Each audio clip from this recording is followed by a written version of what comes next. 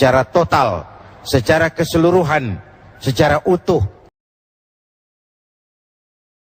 7 macam perkara yang merusak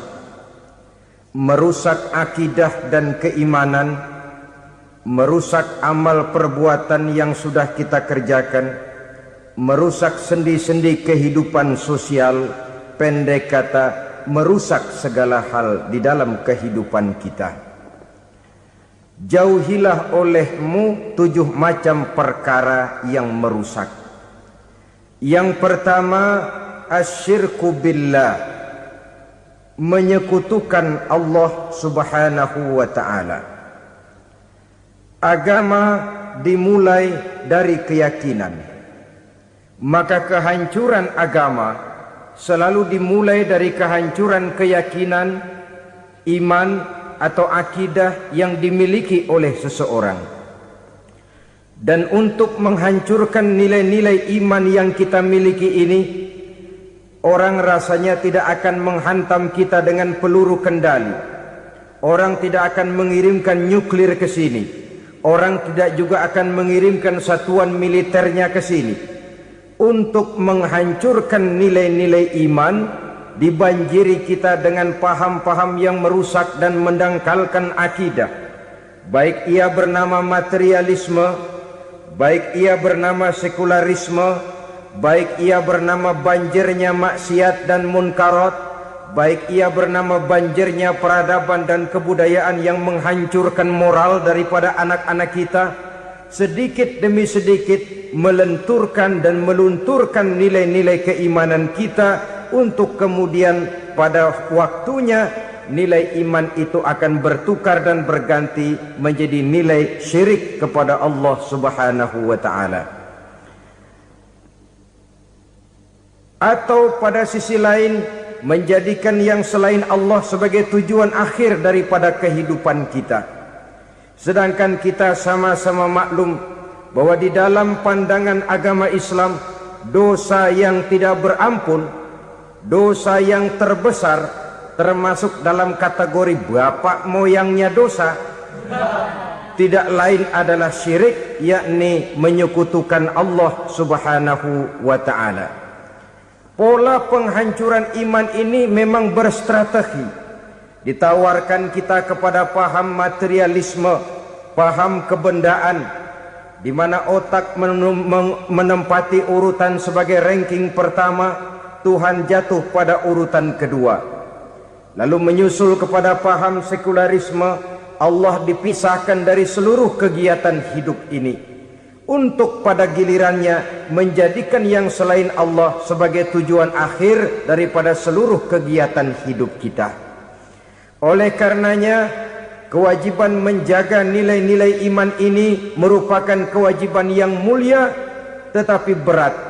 Tidak hanya untuk kita, tetapi juga bagaimana mewariskannya kepada anak-anak kita, generasi yang akan datang.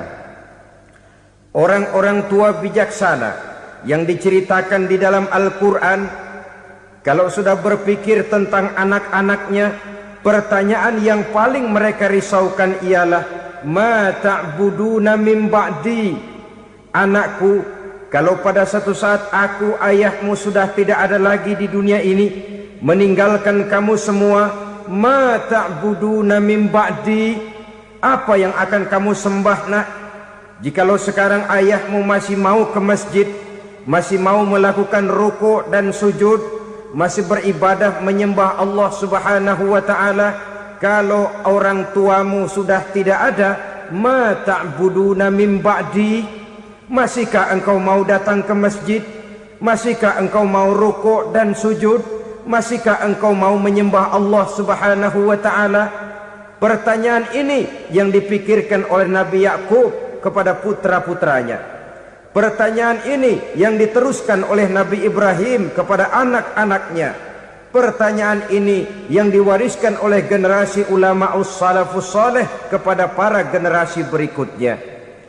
Bagaimana kita generasi sekarang? Kita orang-orang tua sekarang bukan berfikir ma ta'buduna min ba'di, malah yang kita fikirkan ma ta'kuluna min ba'di, Kalau bapak tidak ada nanti kamu makan apa nak? Perkara kamu nyembah apa? Urusan nomor 18. Yang penting kamu nanti hidup bisa makan nak. Maka kita sibuk mewariskan harta kepada anak-anak kita. Kita sibuk mewariskan kebun dan tanah kepada anak-anak kita. Kita sibuk mewariskan pabrik kepada anak-anak kita. Sementara kita lupa mewariskan intan yang paling mahal, mewariskan mutiara yang paling berharga, yaitu nilai iman kepada Allah Subhanahu wa ta'ala. Alangkah baiknya apabila warisan harta, warisan tanah dan kebun, warisan rumah dan pabrik didasari lebih dahulu dengan mewariskan nilai iman kepada Allah Subhanahu wa ta'ala. Sebagai orang-orang tua, kita boleh bersedih kalau anak kita tidak mengerti komputer. Kita boleh bersedih kalau anak kita tidak mengerti matematika. Kita boleh bersedih kalau anak kita tidak mengerti bahasa Inggris. Tapi sewajarnya lebih bersedihlah kita orang tua jikalau mempunyai anak yang tidak kenal Allah sebagai Tuhannya, yang kemudian tidak mau rukuk dan sujud kepada Allah Tuhannya. Itulah kemalangan yang paling malang bila kita meninggalkan generasi yang tidak bertauhid kepada Allah Subhanahu wa ta'ala. Betapapun anak kita tidak ngerti komputer, saudara, paling-paling kerugiannya cuma kerugian dunia. Masuk dia ke alam barzakh, munkar nakir tidak akan sempat tanya kau belajar komputer apa tidak. Kumpul dia di padang mahsyar, malaikat juga tidak akan tanya matematikamu nilainya berapa. Yang ditanya kau kenal Allah, kau rukuk dan sujud kepadanya, kau pernah datang ke masjid. Oleh karena itu sekali lagi, menjaga nilai iman tidak hanya untuk kita, tetapi juga mewariskannya kepada anak-anak kita, generasi yang akan datang. Sungguh kemalangan yang paling besar apabila kita meninggalkan anak-anak kita. Mereka kita tinggalkan lemah ekonominya, itu tidak baik. Mereka kita tinggalkan lemah otaknya, itu pun akan membuat mereka tertinggal oleh yang lain. Tapi yang paling celaka, jikalau kita tinggalkan mereka dalam kondisi lemah imannya, rapuh akidahnya, tidak baik dan tidak betul keyakinan hidupnya. Oleh karena itu Nabi berpesan, jauhilah 7 perkara yang merusak. Yang pertama, syirik kepada Allah Subhanahu wa ta'ala. Menyekutukan Allah baik dalam ucapan, dalam keyakinan ataupun dalam perbuatan. Ini perkara pertama yang termasuk 7 perusak besar di dalam kehidupan. Kalau sudah jatuh kita ke lembah syirik, bagaimanapun banyak kebaikan yang kita kerjakan, berjiwa sosial, bertangan pemurah, gemar menolong orang lain, kalau memang dasarnya syirik, maka seluruh kebaikan kita akan hancur, tidak akan ada nilainya dalam pandangan Allah Subhanahu wa ta'ala. Dalam pandangan manusia, mungkin kita dicatat sebagai orang sosial, gemar menolong orang lain, tidak berpangku tangan melihat orang yang mendapat kesulitan. Tapi oleh karena dasarnya syirik, dasarnya tidak mentauhidkan Allah, maka seluruh nilai kebaikan yang kita kerjakan tidak akan ada nilainya dalam pandangan Allah Subhanahu wa ta'ala. Maka jagalah iman kita jangan sampai dihinggapi penyakit syirik yang bagaimana kecilnya sekalipun. Sekali lagi, baik syirik dalam bentuk ucapan, syirik dalam bentuk keyakinan, sampai kepada syirik dalam bentuk perbuatan, kita berhindar kepada sifat-sifat yang sedemikian itu. Karena apa? Dalam satu ayat Quran Allah Subhanahu wa ta'ala menjelaskan, innallaha la yaghfiru ayyushraka bih wa yaghfiru ma duna dzalika liman yasha. Allah tidak akan memberi ampun kepada orang-orang yang menyekutukannya, tapi Allah masih mau memberikan ampun kepada dosa-dosa yang selain itu bagi orang-orang yang dikehendakinya. Dosa selain syirik, apabila kita bertaubat, Allah masih mau mengampuni. Tapi kalau sudah jatuh ke tempat syirik, itu sudah dosa yang tidak berampun. Taubatnya tidak lain melepas syirik, kembali kepada tauhid, berkeyakinan bahwa hanya ada Allah Subhanahu wa ta'ala, Tuhan satu-satunya yang lam yalid walam yulad walam yakul lahu kufuwan ahad.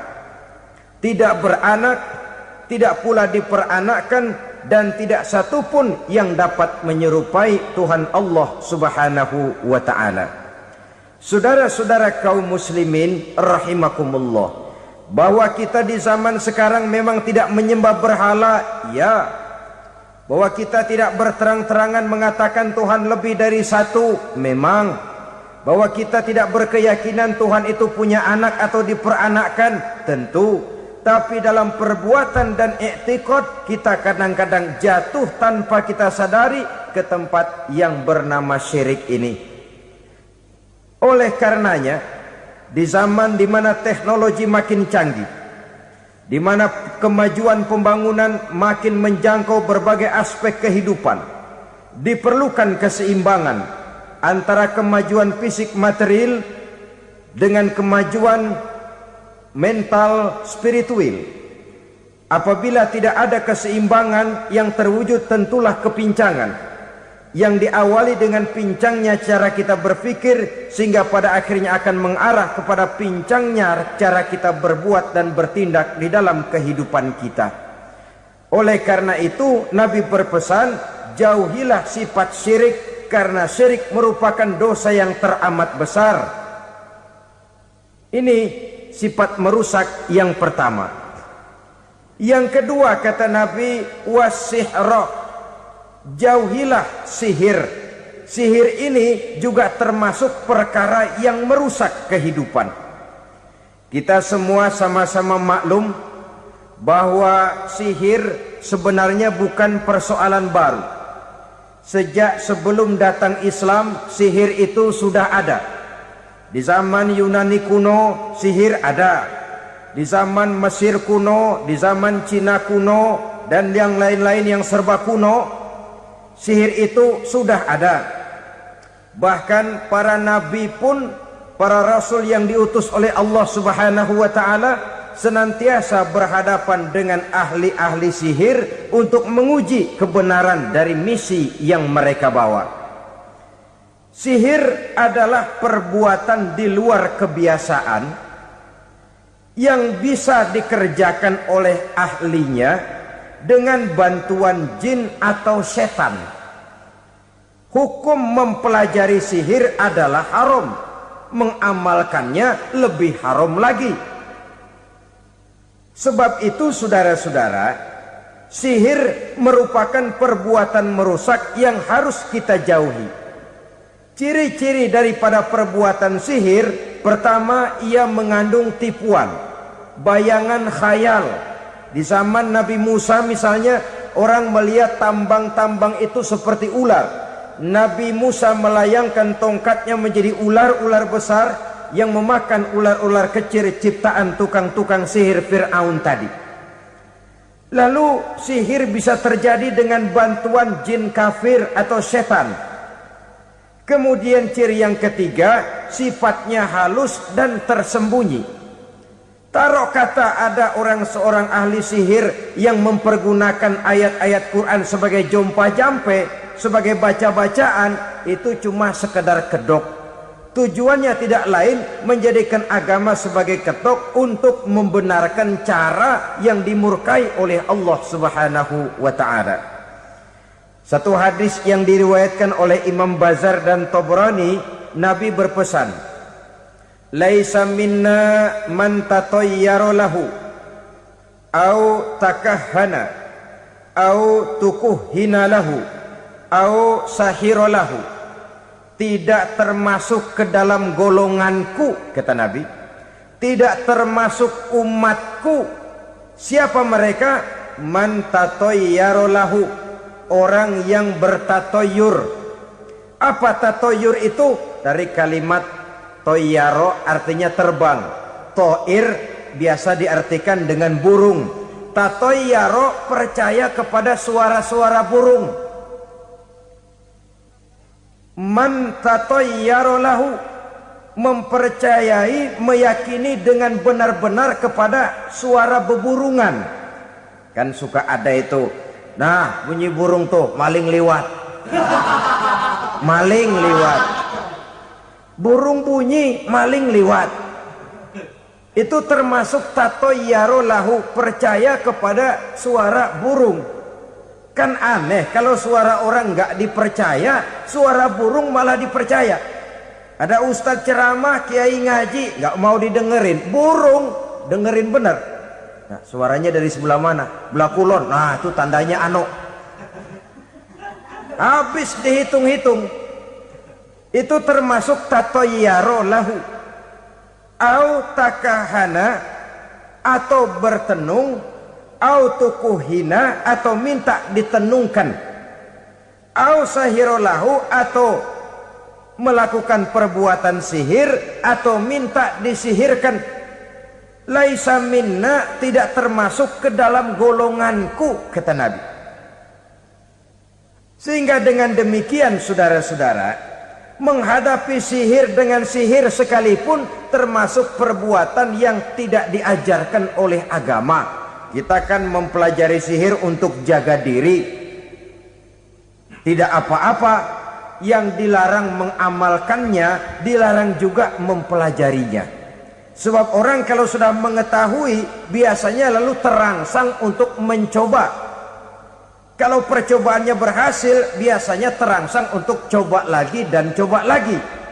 Pada akhirnya ketagihan, lalu beralih menjadi profesi, apalagi itu nanti bisa mendatangkan hasil uang.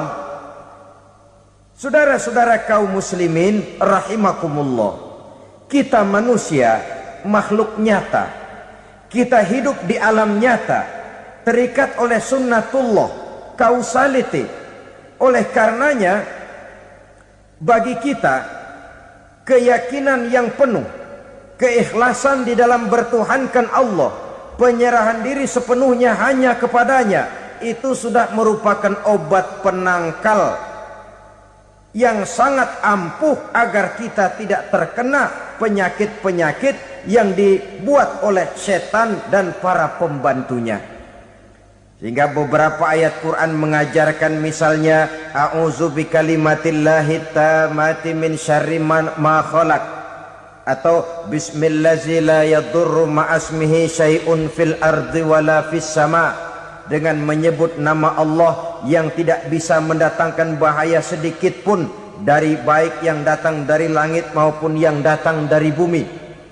Jiwa yang kosong dari keyakinan yang penuh kepada Allah, jiwa yang penuh was-was dan ragu-ragu, itu yang mudah terserang oleh penyakit-penyakit yang dikerjakan oleh para tukang-tukang sihir, yaitu oleh setan dan seluruh para pembantunya.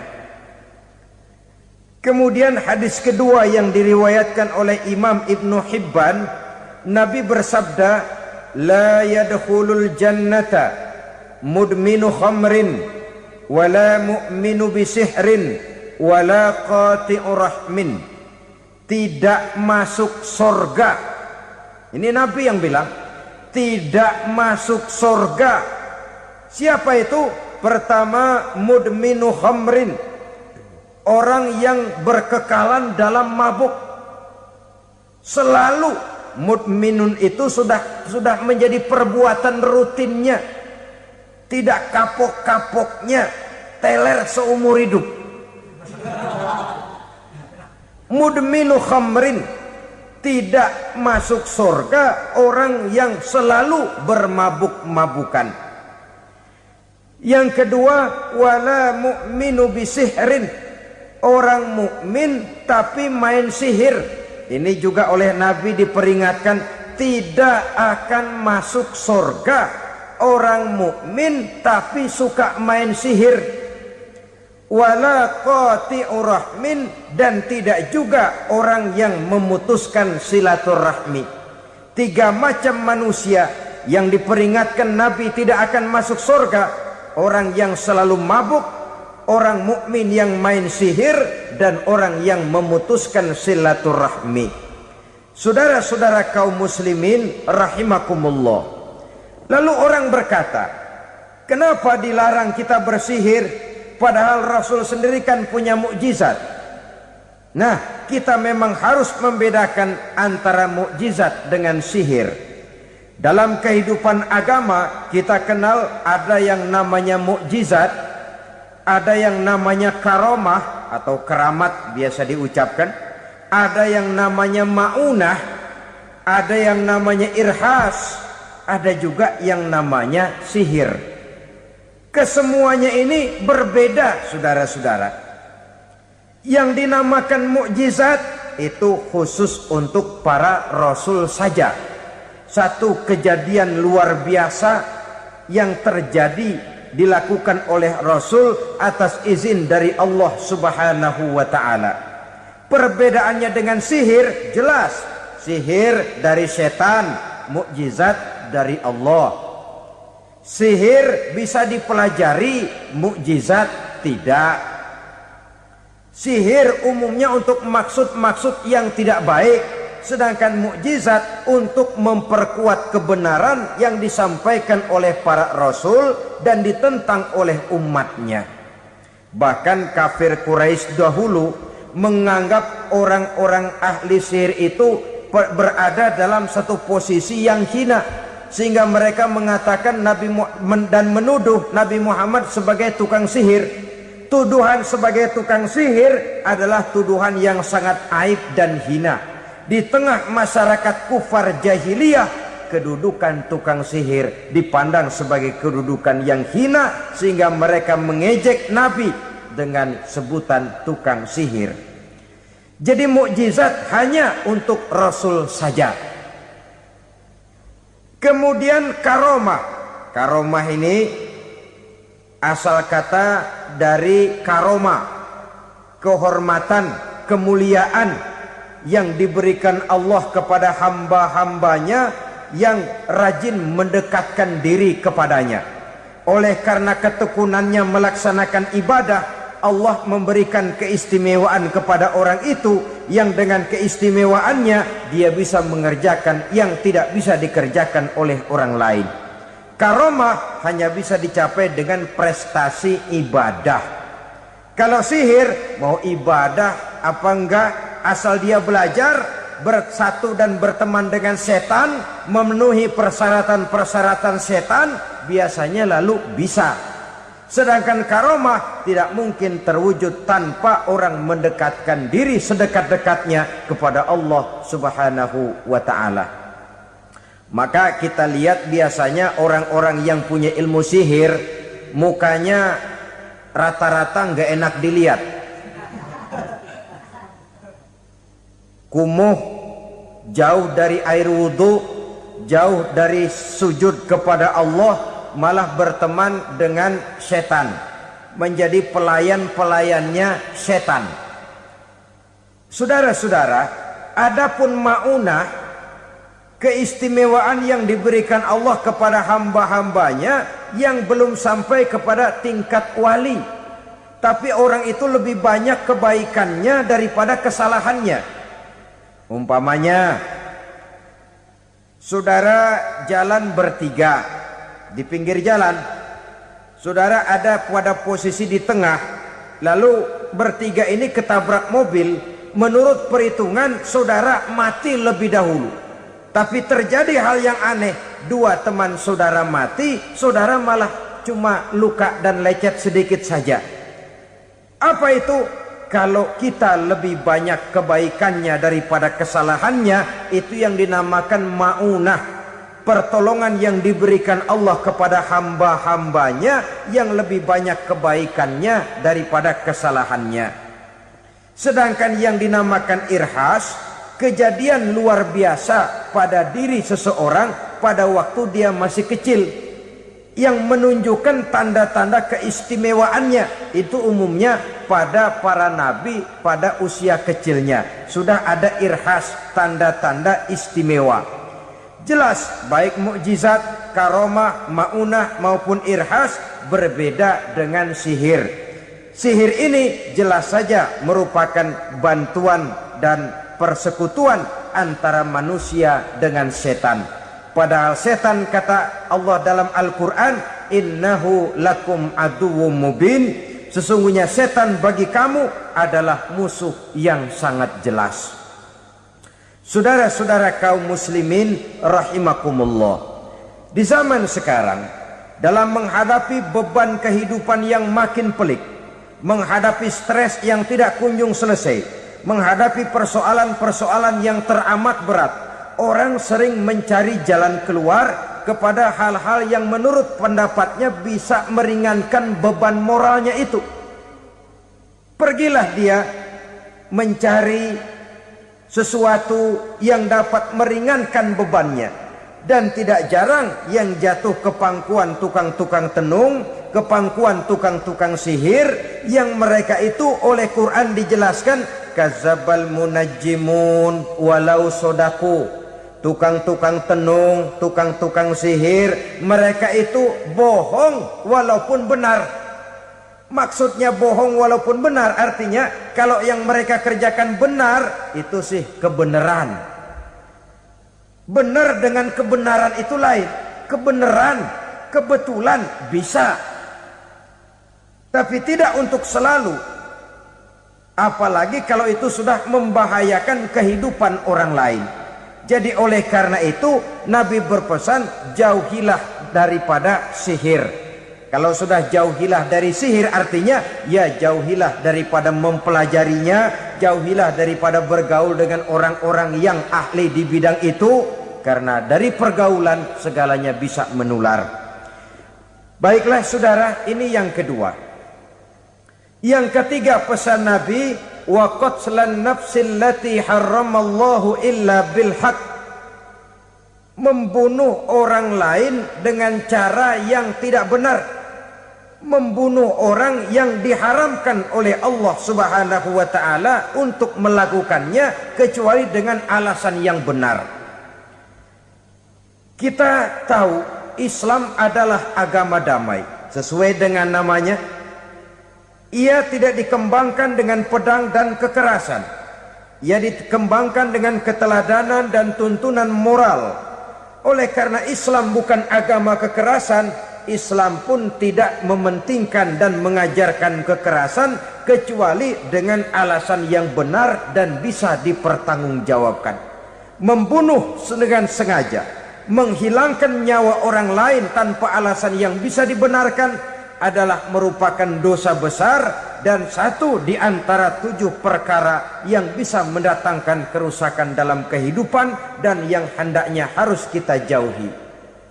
Saudara-saudara kaum muslimin rahimakumullah, beberapa waktu yang lalu di sebuah kota kecil yang indah bernama New Auckland.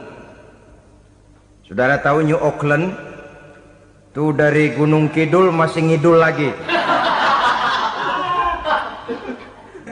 Pernah diadakan satu seminar yang membicarakan bagaimana menyelamatkan masyarakat manusia dari bahaya Perang Dunia Ketiga.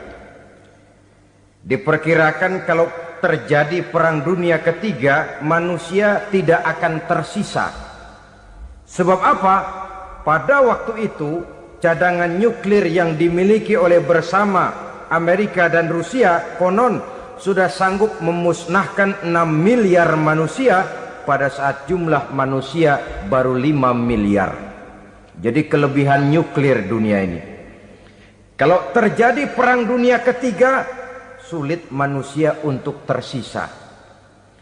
Maka dibahaslah di dalam seminar itu, wah, supaya tidak terjadi Perang Dunia Ketiga, maka perlombaan membuat senjata-senjata canggih, alat-alat pembunuh modern harus segera dibatasi. Dibahas, tidak mungkin kita membatasi perlombaan membuat senjata. Kenapa?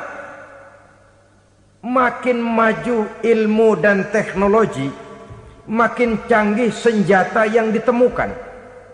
Atom sudah meningkat menjadi nuklir, nuklir sudah meningkat menjadi neutron, dan kita tahu bom yang bernama neutron ini bom yang cukup membunuh tanpa perlu merusak. Artinya kalau dia diledakkan di kota kita ini, bangunan utuh, jembatan tidak ambruk, rumah-rumah tetap berdiri, tapi semua yang bernama hidup mati. Itu katanya lebih sopan dari bom atom. Sebab kalau si atom ini sudah membunuh, merusak pula. Neutron cukup membunuh saja tanpa perlu merusak. Jadi majunya senjata-senjata teknologi sebagai akibat yang logis dari kemajuan ilmu pengetahuan ini tidak bisa kita batasi. Dan memang sebenarnya yang bahaya bukan senjatanya, tapi manusia yang mengendalikan senjata itu. Mereka kembali kepada prinsip the man behind the gun. Bukan senjatanya yang bahaya, tapi manusia yang mengendalikan senjata itu yang bahaya. Walaupun senjatanya modern, katakanlah model M16 umpamanya, kalau yang mengendalikannya orang beriman, insya Allah aman.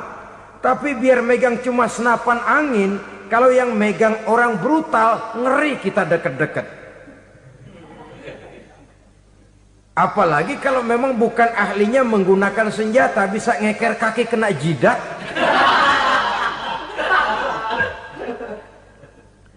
Mereka kembali kepada prinsip lama yang tetap baru. Bukan senjatanya yang harus dibatasi, manusia yang mengendalikan senjata itu yang perlu dibicarakan. Nah, kalau begitu, agar manusia tidak mempergunakan senjata sewenang-wenang, apa yang harus kita lakukan? Ya, manusianya harus bermoral. Ya, tapi moral yang mana? Di dunia ini banyak ajaran tentang moral. Itu pun mudah saja. Di sini kan kita undang saja ahli dari berbagai agama untuk membicarakan konsep perdamaian menurut agamanya masing-masing. Baik, setuju itu? Setuju. Maka tampillah para ahli agama, mereka kembali kepada prinsip moral daripada konsep yang terkandung di dalam ajaran agama untuk menegakkan perdamaian. Mula-mula naiklah ahli dari agama Hindu, dibacakan konsep perdamaian menurut ajaran agama Hindu, bahwa untuk damai manusia harus meninggalkan nafsu keduniaannya, menempuh samsara dan sebagainya untuk mencapai nirwana, menjauhi kemegahan dan kemewahan dunia. Ini lalu dibahas, rasanya juga tidak mungkin ini. Kemudian dari agama Nasrani, bahwa untuk damai manusia harus menciptakan sifat kasih sayang. Kalau ditampar pipi kiri, berikan pipi yang kanan. Kalau diberikan selendang, berikan baju. Nanti orang kasihan, lalu dia tidak akan nampar lagi. Ketika ini dibahas, ternyata rasanya pun tidak mungkin bisa diterima. Karena apa? Di zaman sekarang orang ditampar pipi kiri, dikasih pipi kanan. Bukan kasihan, gemes. Damai belum tentu, bonyok udah jelas. Lalu ketika dibacakan konsep perdamaian menurut Quran, di mana disampaikan ayat wa jazaa'u sayyi'atin sayyi'atun misluha faman afa wa aslaha fa ajruhu 'ala Allah. Balasan terhadap satu kejahatan adalah kejahatan yang seimbang, tetapi barang siapa yang memberi maaf dan mencari jalan damai, itulah yang terbaik dan akan mendapat pahala dari Allah Subhanahu wa taala. Kamu tidak salah ditampar pipi kirimu, tampar lagi pipi kirinya sekeras dia menampar pipi kirimu. Nanti orang tidak mau menampar kita karena dia tahu kalau dia tampar kita, dia akan menderita tamparan sekeras dia menampar kita. Akan terjadilah prinsip saling hormat menghormati, tidak saling ganggu, tidak saling usil, tidak saling jahil. Atas dasar ini perdamaian bisa ditegakkan. Mereka bisa menerima konsep ini, tapi kemudian seminar ditutup tanpa satu keputusan resmi. Kenapa? Terus terang mereka kagum dengan konsep Islam, tapi sentimen lama terhadap nilai-nilai Islam telah menutup mata mereka untuk menerima kebenaran dari ajaran Al-Quranul Karim.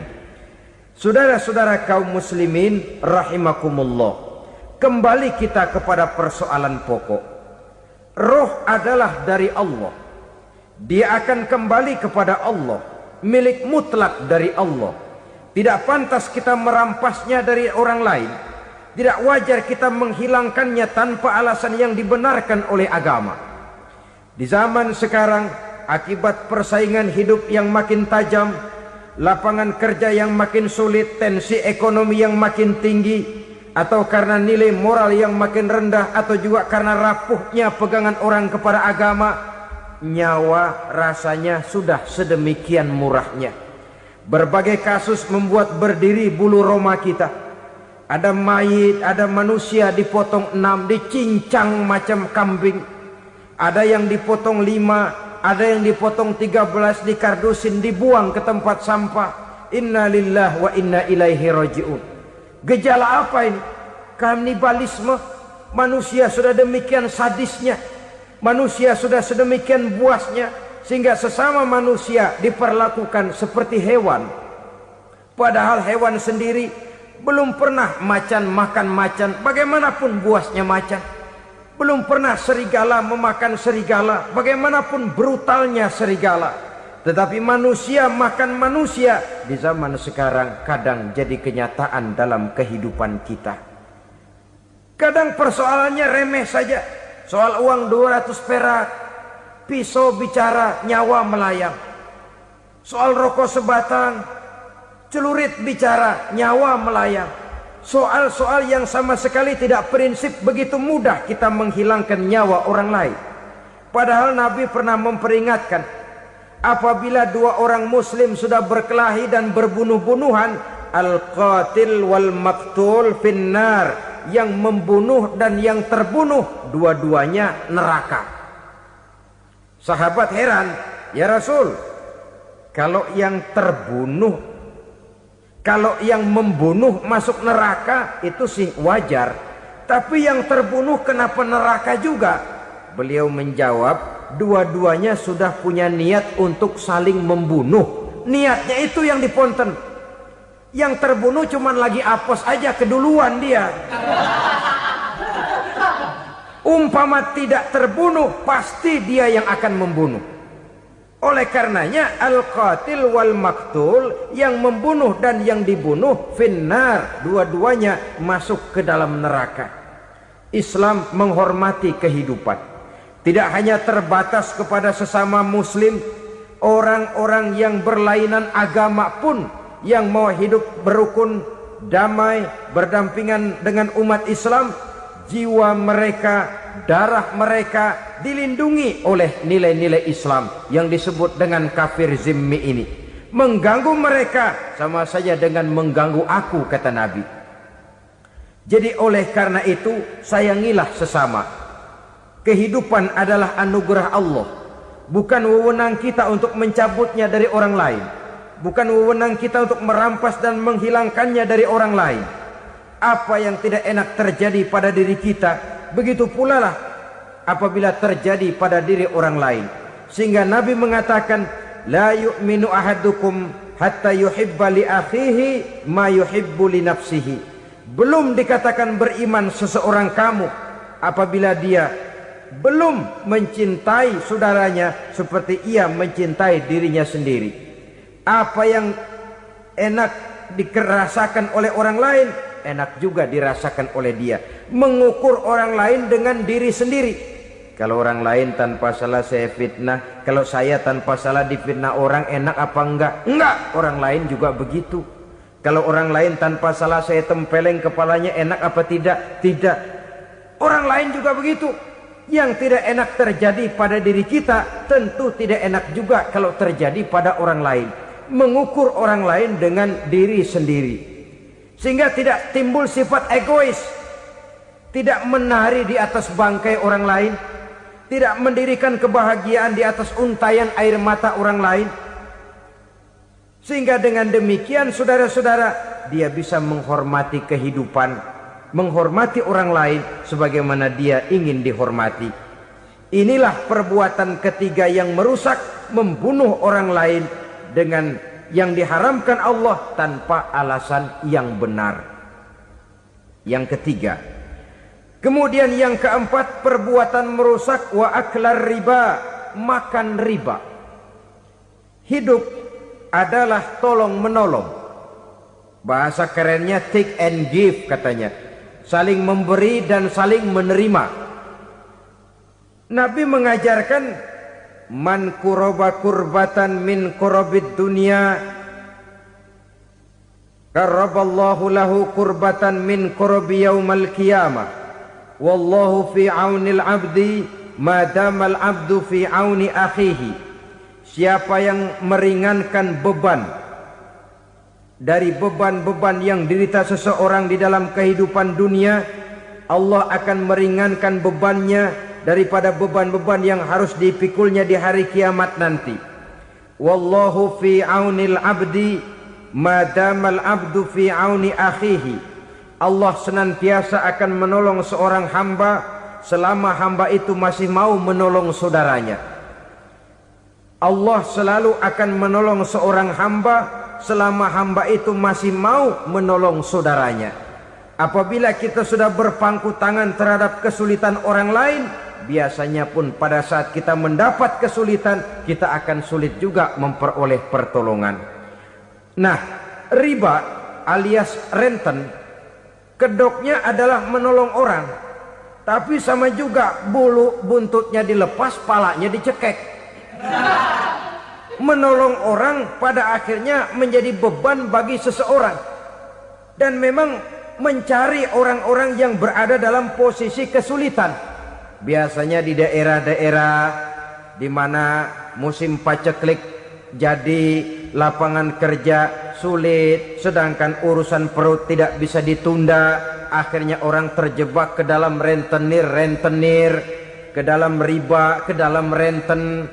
Bunga berbunga, sehingga satu saat jumlah bunganya bisa lebih besar dari jumlah pinjaman pokoknya. Kemudian kalau juga ternyata tidak bisa dibayar, rumah jadi taruhan. Memang rumah satu-satunya, begitu rumah ditarik mulain camping. Bukankah pada akhirnya akan mewariskan kesengsaraan? Oleh karena itu, kepada kita berusahalah jangan berhubungan dengan rentenir, jangan makan renten dan riba. Kepada mereka yang melaksanakan riba, walaupun mendatangkan keuntungan materi, tapi percayalah harta yang didapat dengan jalan riba tidak akan membawa keberkahan. Manakala tidak membawa keberkahan, dia tidak akan mendatangkan ketenangan di dalam kehidupan kita. Oleh karenanya, memakan harta riba termasuk perbuatan yang merusak sendi-sendi kehidupan sosial, merusak kehidupan orang lain, merusak kehidupan masyarakat, tetangga, pergaulan dan sebagainya. Yang kelima, wa akla malil yatim, memakan harta anak yatim dengan cara yang zalim. Nih, memang lezat. Anak yatim itu nggak tahu urusan apa-apa. Kita diamanahkan untuk mengurusinya. Kadang-kadang dibentuklah panitia penyantunan yatim piatu. Yatimnya mah tetap kelaparan, panitianya yang pada gendut.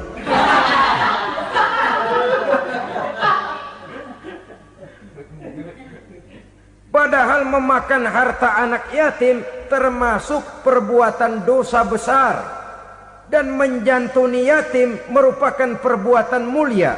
Nabi mengatakan, ana wa kafilul yatim kahataini yaumal qiyamah. Aku dan orang-orang yang menyantuni anak yatim seperti dua jari ini pada hari kiamat nanti. Dekat sekali. Jikalau ingin di hari akhir nanti dekat dengan Rasul, bersahabatlah dengan anak-anak yatim. Jadilah pengurus anak-anak yatim. Bangunlah panti-panti asuhan yatim. Pada saat bapak ibunya meninggal, kitalah yang menjadi orang tuanya. Bahkan sedemikian besar perhatian Islam terhadap anak-anak yatim ini, sehingga Quran memberikan peringatan, ara'aital ladzi yukadzibu biddin fadzalikal ladzi yad'ul yatim wa la yahuddu ala ta'amil miskin. Tahukah kamu siapa orang yang mendustakan agama, beragama tapi dianggap dusta, Solatnya dusta, puasanya dusta, karena agamanya sudah berdusta. Siapa mereka? Fazalikal ladzi yad'ul yatim, orang yang menyia-nyiakan anak yatim. Wala yahuddu ala ta'amil miskin, dan tidak pernah memberi makan kepada orang-orang yang menderita kemiskinan. Menyia-nyiakan, meninggalkan anak yatim termasuk perbuatan yang divonis kita sebagai orang yang mendustakan agama. Saudara-saudara kaum muslimin rahimakumullah, maka sangat dicela mengeksploitir anak-anak yatim, menjadikan mereka sebagai kedok untuk mencari kekayaan pribadi. Tetapi jikalau ikhlas, ganjarannya sangat besar, nilai pahalanya sangat besar. Menyantuni yatim tidak hanya setahun sekali. Kalau Muharram pakai istilah lebaran yatim, dibentuklah panitia, diberilah beras, uang 45.000 rupiah, alhamdulillah. Tapi jangan lupa, si yatim tidak hidup cuma satu hari. Dia tidak hidup cuma di bulan Muharram saja, dia hidup 12 bulan dalam setahun. Sebagaimana anak-anak yang lain, dia juga berhak punya masa depan. Dia juga berhak menikmati bangku sekolah. Dia berhak mengenyam arti dan makna pendidikan. Dia berhak membekali diri dengan ilmu dan pengetahuan seperti halnya anak-anak yang lain. Maka kita yang diberikan keluasan oleh Allah, ingatlah itu, bersahabatlah dengan anak-anak yatim, santuni mereka. Perkara setahun sekali di bulan Muharram, alhamdulillah, itu bagus, bin Thayyib alias baik. Tapi tentu dan tentu sekali lagi, si yatim tidak hanya hidup di bulan Muharram. Dia hidup 12 bulan dalam setahun, 24 jam dan di dalam sehari. Oleh karenanya, menyia-nyiakan mereka pada saat posisi kita memang mampu akan memojokkan kita dalam satu posisi di mana kita dianggap sebagai orang yang mendustakan agama. Memakan harta anak yatim dengan cara yang zolim. Bapaknya udah meninggal, kebunnya lebar, anaknya dikelecehin. Nah, dah kamu gak usah pusing, nanti saya yang ngurus. Akhirnya bukan ngurus, nguras. Si yatim mungkin tidak tahu bahwa dia disia-siakan, haknya diambil, miliknya dizolimi. Tapi Allah yang akan membalasnya dengan seadil-adilnya. Maka makan harta anak yatim biasanya balasannya tokcer bin paten. Nggak banyak selang tempo itu, nggak percaya cobain dah. Nyobain aja kan nggak bayar, umpama. Memakan harta anak yatim dengan cara yang zolim, ganjarannya biasanya kontan. Kenapa? Ratapan si miskin, untayan air matanya, jeritan kepedihan hatinya, membuka pintu langit, permohonannya diijabah, getaran hatinya didengarkan oleh Allah. Maka balasannya biasanya kontan, spontan, tidak menunggu waktu terlalu lama. Itu di dunia, belum lagi di akhirat nanti. Bukankah dalam riwayat Mi'raj diceritakan Nabi melihat di neraka itu orang perutnya sebesar rumah. La haula wala quwata. Itu perut kayak rumah, bagaimana jalannya tuh orang. Dan memang gak jalan, diseret-seret oleh malaikat di neraka itu. Hancur perutnya, amburadul itu perut. Berantakan isinya, dibulatkan lagi, diseret lagi, hancur lagi, dibulatkan lagi. Sampai Nabi tanya, orang itu begitu berat siksanya kenapa ya Jibril? Itu Muhammad, waktu di dunia dulu rakus banget makan harta anak yatim. Begitu vonisnya, begitu menyedihkan nasibnya di akhirat. Tapi di dunia pun ketidakberkahan itu sudah membayangi kehidupannya. Oleh karena itu, kepada saudara-saudara yang mendapat titipan anak yatim, berbahagialah, karena semulia-mulia rumah adalah rumah yang di dalamnya ada anak yatim yang disantuni. Sehina-hina rumah adalah rumah di mana di dalamnya ada anak yatim yang disia-siakan. Begitu kata Nabi kita. Rumah yang paling mulia dalam pandangan Allah, rumah yang di dalamnya ada anak yatim yang disantuni. Rumah yang paling hina dalam pandangan Allah, rumah yang di dalamnya ada anak yatim yang nasibnya disia-siakan. Berbahagialah saudara apabila menjadi penyantun anak-anak yatim, pelindung mereka, sehingga mereka mempunyai masa depan sebagaimana anak-anak lainnya. Rasulullah sendiri sedemikian peka terhadap keadaan anak-anak yatim karena beliau sendiri memang mengalami. Umur 6 bulan dalam kandungan ibu, beliau sudah ditinggalkan oleh ayahnya. Pada saat berusia 6 tahun ibu sudah meninggal. Yatim piatu dalam usia di mana beliau sedang perlu belas kasih seorang ibu dan pengertian seorang bapa.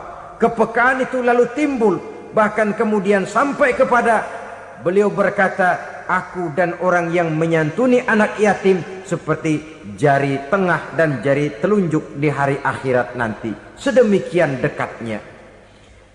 Baiklah ya, jadi yang kelima, memakan harta anak yatim. Jauhi karena ini perbuatan yang merusak.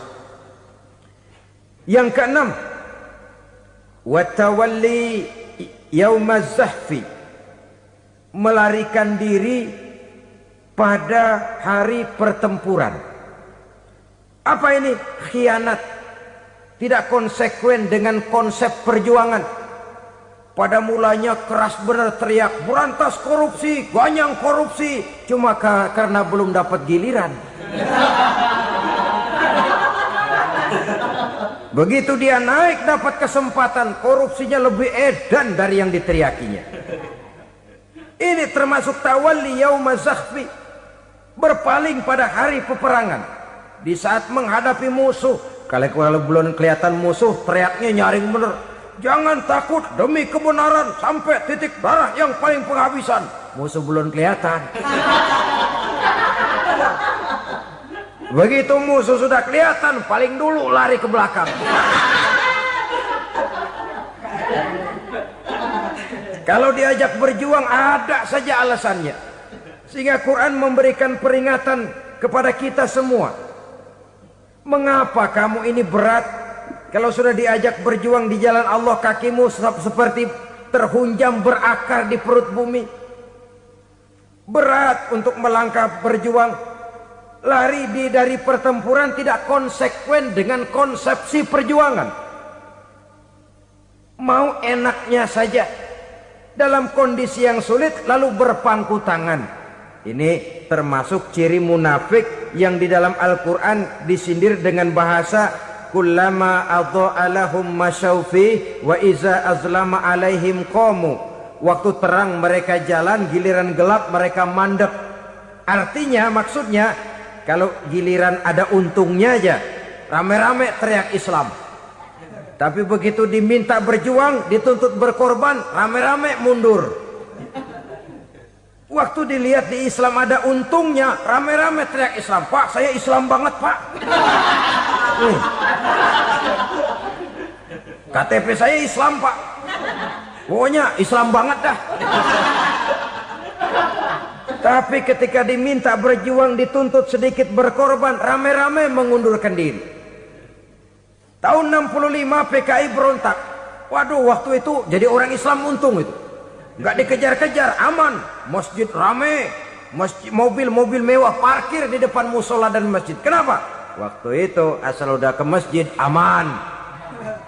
Islam selamat, untung. Tapi begitu keadaan aman, yang parkir di musola sepeda butut melulu.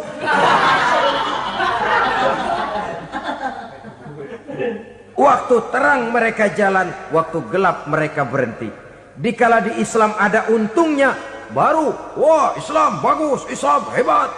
Tapi waktu dilihat ada kerugian, jangan bawa-bawa Islam dah. Jangan bicara soal Islam, ini kan bukan soal agama. Bukan soal agama. La haula wa la quwata illa billah. Beragama kita ambil talfik fid din, mengambil yang enteng-enteng saja dalam urusan beragama ini. Tidak konsekuen kita dengan Islam kita. Seolah kita mau memilih mana yang terasa cocok sama selera kita teriak Islam.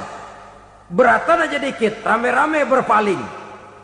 Itu termasuk tawalli yaumaz zahfi, para pengkhianat, mental-mental hipokrit yang tidak mau konsekuen menghadapi segala bahaya. Itu termasuk perbuatan yang merusak. Kenapa? Kalau cuma dia saja yang lari, mungkin tidak jadi soal. Tapi larinya ini akan mempengaruhi orang lain. Nah, pengaruhnya itu yang dicegah. Sebab kalau satu sudah mulai lari, yang lain mulai ngelirik. Ketika yang dilirik kemudian tidak ada reaksi, dia akan ikut lari. Artinya apa? Seorang muslim harus konsekuen dengan konsep perjuangannya, dengan keyakinan keagamaannya, dan tidak memilih yang enak-enak saja di dalam kehidupan beragama. Lari dari pertempuran, bermental khianat, mengkhianati agama, merupakan satu di antara sifat yang merusak. Terakhir saudara, wa qazfal muhsanatil ghafilatil mu'minat, menuduh perempuan baik-baik yang tidak tahu menau tentang tuduhan yang dituduhkan kepadanya, menuduh perempuan mukmin yang baik-baik yang tidak tahu menau tentang tuduhan yang dilakukan kepadanya. Fitnah lebih bahaya daripada pembunuhan. Orang yang tidak salah bisa hancur namanya, orang yang berniat baik bisa ambruk perjuangannya oleh karena fitnah. Sehingga dikatakan al-fitnatu asyaddu minal qatli. Fitnah lebih bahaya daripada pembunuhan. Maka memfitnah ini termasuk satu dosa di antara 7 hal merusak yang harus kita jauhi semampu kita, semampu-mampunya. Mengupayakan sebisa-bisanya jangan sampai terjebak ke dalam hal yang demikian. Nah, saudara-saudara, inilah saja pertemuan kali ini. Mudah-mudahan ada manfaatnya. Semoga Allah memberikan kekuatan zahir dan batin kepada kita untuk bisa menjauhi 7 perkara yang merusak ini. Selalu berusaha menyimpan sesuatu yang bisa membawa manfaat, baik untuk dirinya, untuk anak cucunya, maupun untuk keluarganya, untuk masa kini dan masa depannya. Kadang simpanan itu berbentuk uang, kadang berupa tanah, lain saat berbentuk pabrik, dan lain sebagainya. Sementara masa depan yang paling pasti adalah akhirat. Jika untuk masa depan dunia kita rela memeras keringat, membanting tulang, pergi pagi dan pulang petang, menyimpan uang, menyimpan tanah, menyimpan pabrik, pernahkah kita merenung jika satu saat kiamat datang, kita dibangkitkan dari kubur masing-masing, berdiri di padang mahsyar untuk mempertanggungjawabkan seluruh kegiatan hidup kita di dunia ini, lalu kita akan menuju ke alam akhirat. Sudahkah kita mempunyai